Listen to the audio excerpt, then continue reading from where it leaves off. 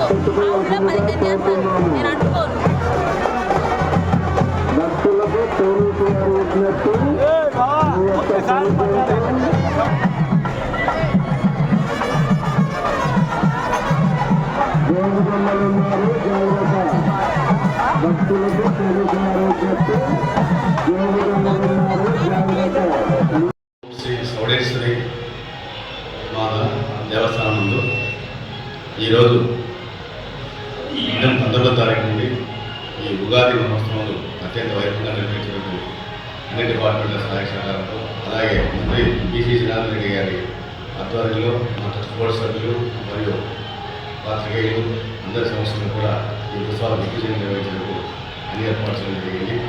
ముఖ్యంగా police department వారు అలాగే అన్ని శాఖల డిపార్ట్మెంట్ అధికారులు కూడా సమన్వయంతో ఈ ఉత్సవాలను దిగ్విజయం నిర్వహించేందుకు అన్ని ఏర్పాటు చేయడం జరిగింది. దానిలో భాగంగా ముఖ్యంగా ఈరోజు జ్యోతి ఉత్సవం ఉంటుంది కాబట్టి ఈ ఉత్సవంలో ఇక్కడ దాదాపుగా ఉదయం నుంచి కూడా భక్తులు ఎక్కువ అతిథులు వచ్చారు. ఇప్పటి వరకు 50 నుంచి 60,000 మందిలో భక్తులు దర్శించుకున్నారు అమ్మవారిని.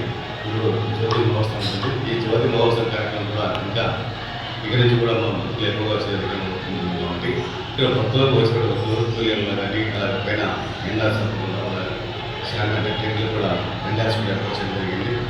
అలాగే ప్రతి భక్తులు కూడా వాటర్ బాటిల్స్ ఉచితంగా ఇవ్వడం జరుగుతుంది. మంచి ఏఎస్డబ్ల్యూ వారు అలాగే మాసమీట్ వారు ఇంకా ఉచిత మెడికల్ క్యాంపులు కూడా గుంటూరు మన నంద్యాల అన్నారెడ్డి గారు డాక్టర్ అన్నారెడ్డి గారు చేత వాళ్ళు మెడికల్ క్యాంపు అలాగే బనగాంపల్లి మెడికల్ అసోసియేషన్ వాళ్ళు ఉచితంగా మందులు కూడా పంపిణీ చేస్తున్నారు.